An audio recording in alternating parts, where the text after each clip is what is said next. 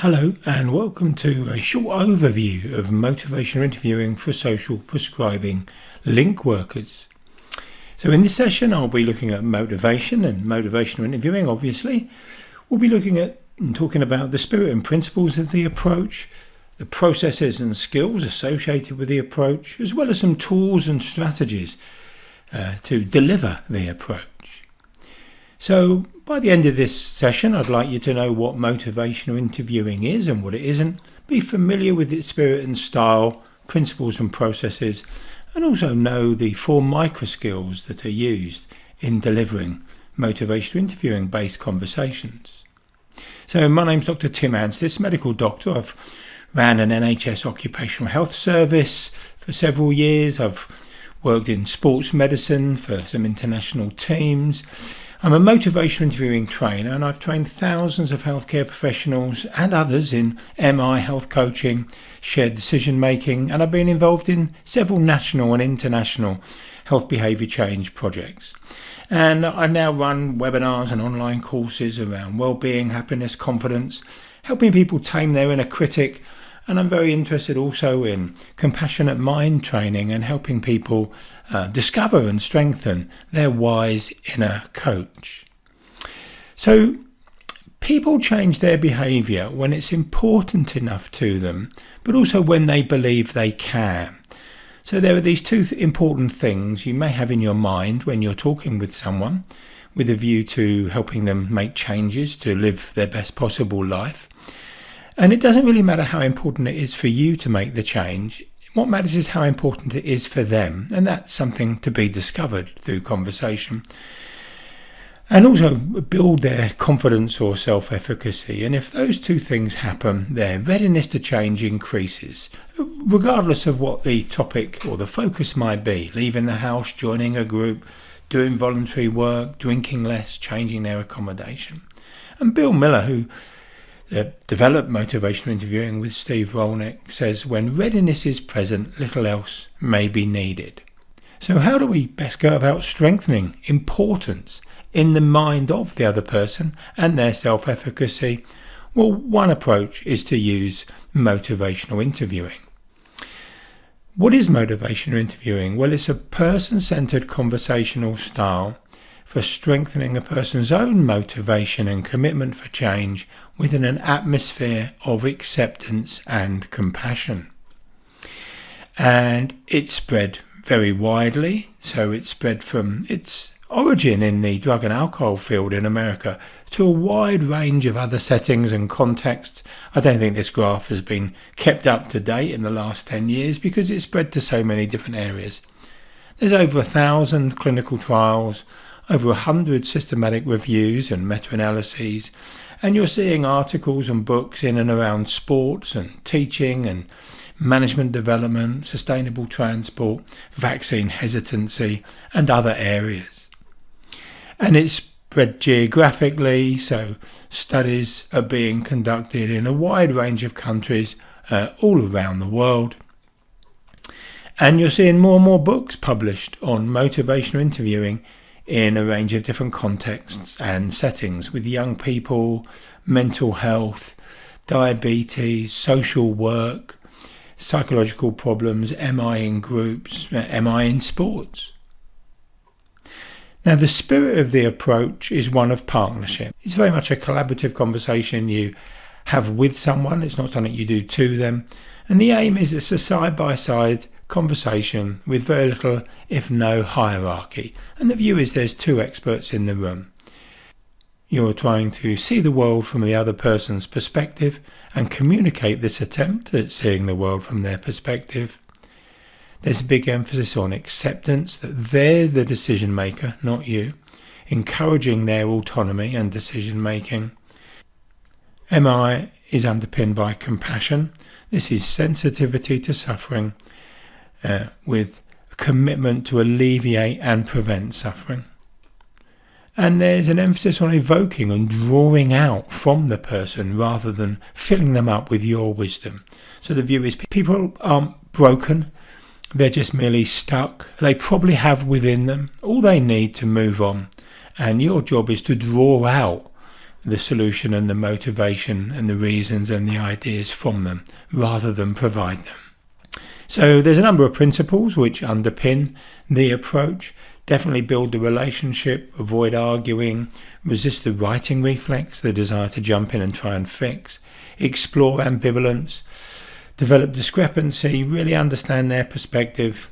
We want to be an empowering and encouraging optimism and hope, and building self-efficacy or confidence. So let's look at two of these in a bit more detail. So ambivalence is at the core of the approach, and ambivalence is very, very common. It's being in two minds. It's wanting and not wanting something at the same time. Very natural, very common, not pathological. And people can get stuck in ambivalence for many years, whether to leave a relationship, retire early, move house, take a course. People can get stuck in ambivalence for many years. And your role, perhaps, is to help the person explore their ambivalence, think it through for themselves, and come to a decision about what's best for them. I sometimes use smoking as an example because many smokers have mixed feelings about their smoking.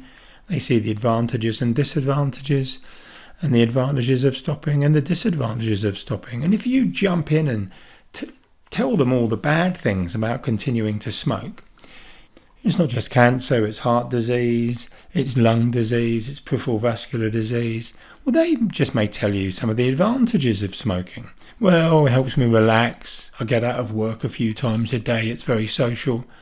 And then if you switch to trying to emphasize the benefits of stopping smoking, you'll feel better, you'll smell better, you'll have more money. They just might say, well, last time I stopped smoking, I gained weight and I became irritable.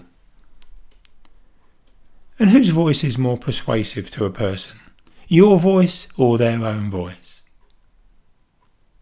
And that's been known about for hundreds of years. So people are generally better persuaded by the reasons they themselves discovered than by those which have been discovered by others. So what we want is to get the other person to talk themselves into changing.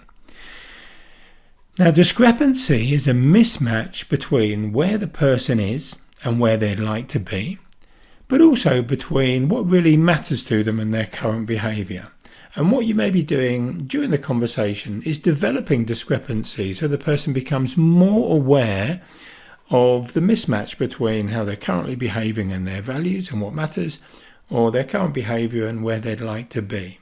So it's not necessarily about making people feel comfortable. You may actually, through these conversations, produce some discomfort in them, but with a view to motivating behaviour change. So you need to build up their confidence and hope that they can change, but by developing discrepancy, this may act as the engine for behaviour change. And as you're very familiar, we want these conversations to be not about what's the matter with the person, but what matters to them. What do they enjoy doing? What gives their life meaning and purpose? So asking these kind of open questions, how might your life change, do you think, if you join that group? If you were able to keep up an active lifestyle and become more fit, what impact do you think that might have on your life? What kind of things do you really enjoy doing, or do you find are really important to you? So let's look at some of the processes that take place in a motivational interviewing based conversation. Well, you're always working on engagement. You need to get the person talking, asking open-ended questions, listening, involve them in agreeing what the conversation should be about. Then something comes into focus, and obviously if these are person-centered conversations, they should decide to focus on the conversation. But of course, the focus of the conversation can change over time. Sometimes you need to bring the focus back, of course, to what was agreed to discuss at the start. And sometimes, as people are leaving, they say, just one more thing. And that can be one of the most important things they wanted to talk about. So we call that the premature focus trap. Perhaps you've spent too long in the conversation talking about the thing that isn't the most important thing for the person. And there's some tools and strategies for bringing what matters most to the person into the conversation sooner. Then there's evoking, as we've mentioned, drawing out ideas and hopes and reasons from the individual rather than trying to fill them with your knowledge and wisdom. And then planning, helping them decide what to do and helping them come up with a plan which increases the chances they'll be successful. And a very common mistake is to rush into planning, assuming people are ready to make a change and just jumping in with a plan. And the metaphor I sometimes use for rushing into planning is, imagine what it's like when you try and start a car in third gear. What happens? Yeah, it can stall, and it's similar with some of our conversations. If we assume someone's ready to change and jump in with goal setting, then the conversation can stall. We need to go through these gears. We need to work on engaging and focusing and evoking, building the momentum of the conversation before we might come to developing a plan. And we may not come to developing a plan because the person may decide not to change, and that's perfectly acceptable. And of course, you can go backwards and forwards through these processes in a single conversation. So what are some of the skills involved in motivational interviewing? We talk about these 4 micro skills. We talk about using your ORs, asking open-ended questions or more open questions than closed questions, making affirmations, offering empathic reflections, and summarizing. So here are some examples of some open questions. I'm wondering, what do you know about what a link worker does? What do you think will happen if you stay as you are? I'm just wondering, how important is it for you to become more active or leave the house or do some volunteering? Let's say they say 8. You then say, why 8? Why is it important to you? So again, drawing out from them some of their reasons. What changes might you make in the coming weeks? How do you think you might get started? What would help you be successful? So these are just some examples of open-ended questions to maybe discover what matters to the person and their motivation for change and build their confidence or self-efficacy in changing. Now, affirmations are statements and comments you might make about the person, and these could be about their values, achievements, strengths, or effort. So you can remember this by the acronym VARS. Now, they need to be genuine and sincere. Commonly they're quite short, and they're not the same as a praise or compliment. It's not the same as, oh, well done, or your hair looks nice today. You're pointing to something about the person. So you might say, you're taking your health very seriously, or your family is obviously really important to you, or you've been really trying to be a good mum, effort, or you've made some changes and things are getting better. Or you're a very curious person, or you're a very resilient person. So affirmations are comments about what's right with the person, not what's wrong with them, and they can relate to their values, achievements, some strengths they're manifesting or they have, and the effort they're making. Now, reflective listening, I spend a couple of hours in my 2-day workshops helping people get better at empathic listening, so I'm just going to give you a quick overview here. Many of us listen in order to respond rather than listening really to understand. So there's a mindset behind accurate empathic listening. So reflections are statements back to the individual in which we're trying to demonstrate to them our attempt at understanding what they've said and what they mean. And they can be simple or complex. You can use a metaphor. So they might say, well, you're saying one thing and my family is saying something else. And you might say, you're being pulled in different directions.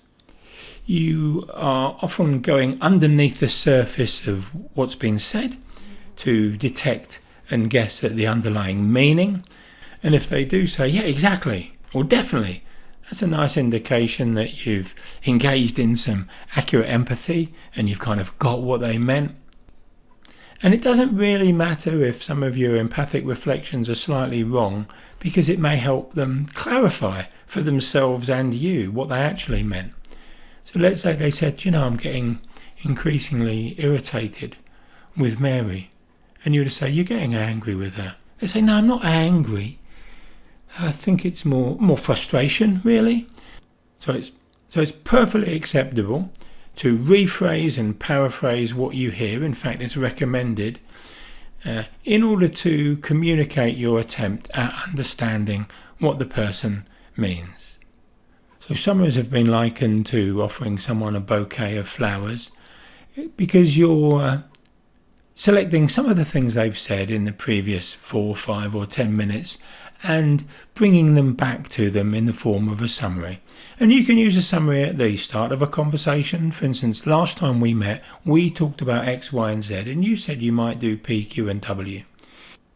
You can use summaries from time to time within a conversation. Can I just summarise to check I've understood you? And you can use summaries to bring together particular themes that have already been covered in order to move on and change direction. So they're a very flexible tool, and they might sound something like this, obviously depending on what the person said. So can I summarise? Your main concerns are about losing your independence, and you've noticed you've also lost some confidence. We talked about ways of staying independent and becoming more confident, and you felt maybe joining a friendly local group would be helpful, and getting out of the house each day, for instance walking in the park with a friend, might be good first steps. You also felt you might want to talk to your son about some of your worries and concerns. Is that about right? So what do you think you'll do? And we call this the key question. So I tend to ask the key question, I don't know, maybe 2/3 of the way into the conversation, and because I need to lead some time after I've asked the key question. So what do you think you'll do? What's next for you? I need to leave some time after that in order to help the person come up with a plan and maybe talk about some other things too. And it's after you've summarised back some of the things that you've heard them say and asked them, so what's next for you? Where do you go from here? The person will tell you their decision. Of course, they may say, I'm still not sure. That's fine. People can still remain ambivalent or unsure afterwards. But with this approach, you're increasing the likelihood they'll come to a decision that's right for them. So in addition to particular skills like open-ended questions, affirmations, reflections and summaries, there's a range of tools and strategies we use in motivational interviewing. And here's a little sequence that I help people learn and practice. So I might demonstrate the particular tool or strategy, give people an opportunity to practice, and then we reflect. And in a longer training, at the end of the training, people will get an opportunity to practice these in sequence. And I have a toolkit with explanations as to how each tool might be used, what it sounds like, and things to avoid, tips to use the tool well. So you might set the scene with the person, agree the agenda, what's going to be spoken about, and there's an agenda setting chart that can help that happen, give people more of a sense of control over the content and direction of the conversation. You might explore a typical day to understand how their life works and a particular thing fits into their life. You might then explore and build importance and confidence using scaling questions, but you could also use a decisional balance technique to explore someone's ambivalence. You might further build importance with an exercise called 2 Possible Futures, getting the person to talk about what things would be like if they did change and what things would be like if they didn't. There's a particular way of sharing information with a person using ask, share, ask, asking what they already know, asking if you can share a little bit more, sharing a little bit more, and then asking what they make of it. And then, as we've just discussed, you might be summarising back some of the things they say, asking the key question, what's next for you, helping them come to a decision, maybe exploring options with them, generating, if they want, a person-centred plan, with some questions like what might get in the way of your plan, how could you find a way around that? We call that relapse prevention, and then provide ongoing support. So there are many ways to structure a conversation using motivational interviewing and associated behaviour change tools and techniques. This is just one that I have in my mind when I'm talking with someone, and you can move backwards and forwards along it. But it's a nice thing to be able to practice and have just as a template almost for a semi-structured interview in a person-centred way. You're not going to stick rigidly to it, but it can give you confidence that the conversation is going to move towards a direction of healthy behaviour change. And you can generate a person-centred plan, have them write it down, copy it as a result of having had this conversation. So in summary, MI is a collaborative person-centred conversational style which aims to help the person explore and hopefully resolve their ambivalence and become more ready to change. It doesn't matter how many reasons you have for someone to change. What matters is how many reasons they have, and also their confidence or self-efficacy about changing. Motivational interviewing is very learnable. It's not easy, but it is learnable, and it can definitely help and definitely has a role in good quality and productive social prescribing conversations and conversations with link workers. So looking forward to seeing you in the live session on Friday the 25th. You'll find a link associated with this presentation down below. And thank you for listening to this short overview of motivational interviewing.